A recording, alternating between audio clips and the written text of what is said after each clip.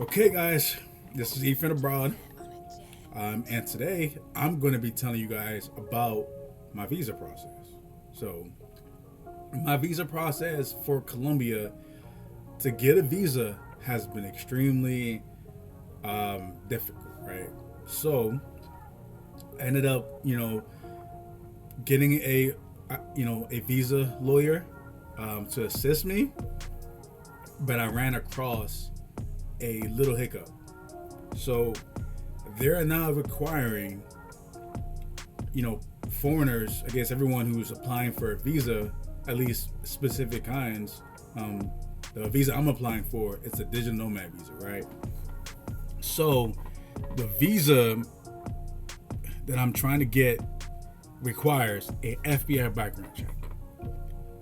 So I had to leave, right? I had to leave Colombia and then go to back to America because how it was, gonna play out was I got a salvo conducto, which is basically a safe passage in English. That's the meaning of it. It basically means you can stay in Colombia for an additional 30 days to work on getting your visa. Right.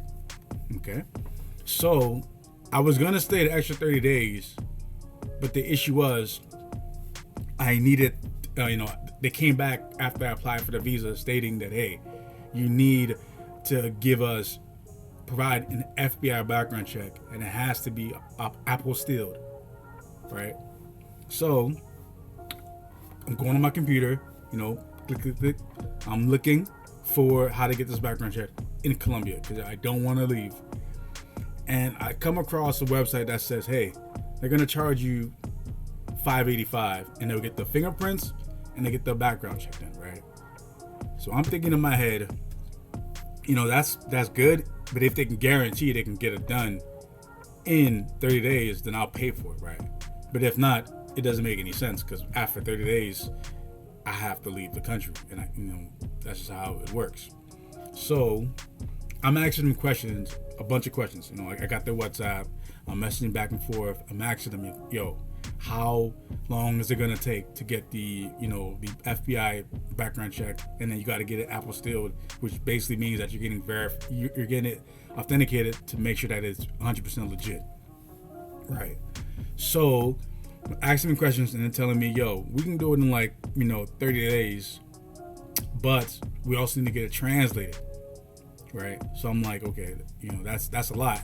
And keep in mind, 4 or 5 days have already gone past. So at this point, I have about 25 days.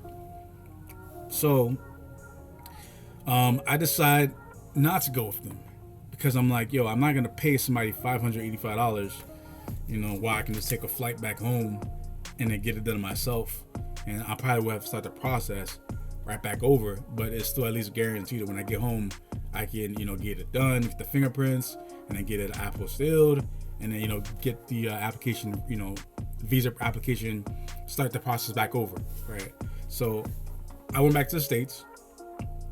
Currently doing the background check was pretty easy. I scheduled it with a FBI. It's basically guys who they expedite the FBI. It's called FBI Chancellor or Chandler, FBI Chandler. They basically they work as a third party to expedite your background check, right? So I scheduled an appointment, at a UPS store. Went there, go to UPS store. Took about 10 to 15 seconds, right? Fingerprints, like 2, 3, about 4 thumbs, and boom, done. And that came back in like 5 minutes. So boom, easy part, right? Now the hard part is you have to kind of get that authenticated through a specific government agency. So now I have to reach out to somebody else and have them submit that for me. And now they're telling me, you can't get expedited. You can't get expedited. I'm like, whoa, what? It's gonna take 4 weeks. And keep in mind, I'm in the States, right? So I'm in the States and they're telling me, it's gonna take 4 weeks. They could have done this in Colombia faster than they could do it in the States. It's impossible. Like right off the bat, they're telling me, we got to do the fingerprints, Colombia, and then we got to send it through DHL And I'm like, bruh, the fingerprints might be quick, but you sending the fingerprints through VHL, that might take at the quickest maybe like 3 or 4 days, right? So, and if they're not working with FBI Chandler, there's no way they can get it done that fast. If you send it through the FBI, it's gonna take forever. So I'm in the States, currently, and waiting for my waiting for that process for them to get it Apple sealed. So that's what I'm kind of waiting on, and that's pretty much it. So getting your visa right now in Colombia is a lot more challenging, right? So it's a lot more challenging. It's just more is difficult in terms of because of all the things that are going on with foreigners. That's what I'm assuming, because from what I'm hearing, this is a recent change. It's only been in effect for maybe like 6 or 4 months. The person who I have doing my visa, I'm not sure if they maybe they just didn't know, they overlooked it. I'm assuming that it just kind of depends. So now I'm waiting for that to get processed, and then I'll be back in Colombia. In the meantime, I'm currently just looking for a job, and I got a bunch of interviews. I got one today at 5 p.m. I already had an interview a few weeks ago, and I have another one that it still needs to be scheduled, right? So currently take care of business. I'm in the States buying all the things I needed. I got a new phone. I need a new phone. My phone right here. I'm not sure if you guys can see it, but like the power button right there, it doesn't work anymore. So it's still a really good phone. The screen is, everything is nice. Amazing screen, amazing fingerprint scanner, pretty quick. Just that the power button is messed up, so in an old case, so I had to get a new phone. Luckily, Amazon Prime Day was right around the corner, so I got a really nice phone for a really good price. Unfortunately, Amazon, they're goofing up, and my package hasn't come, 2 weeks. 2 weeks later, it hasn't showed up. Everything else I've ordered on Amazon has come, quickly. Ordered like, I think 15 things.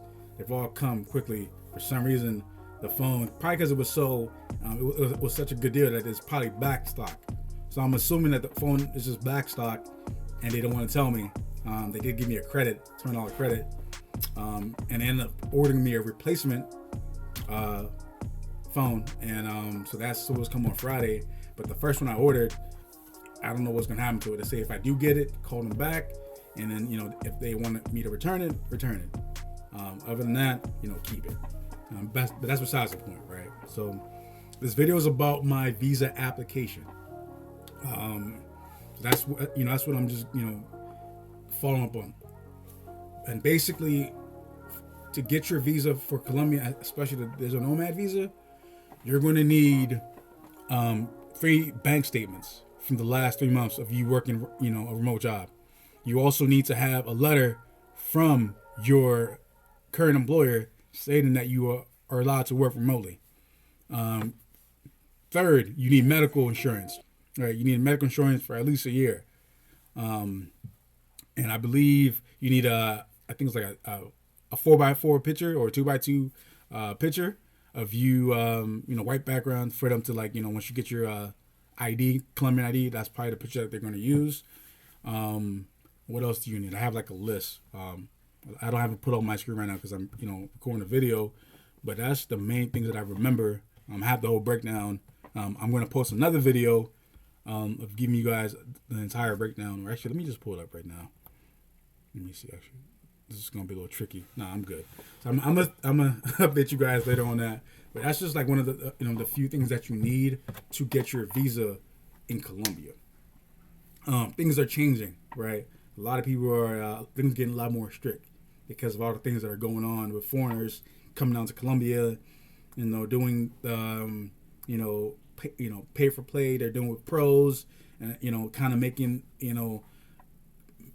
making Colombians' culture look bad, right? They're coming here for only a few things, and then and everything is getting messed up and more strict, right? So now I got to do a whole bunch of stuff to get this FBI background check, and that's the main issue, right? If I didn't have the FBI background check, I would have been Gucci. I would have been great.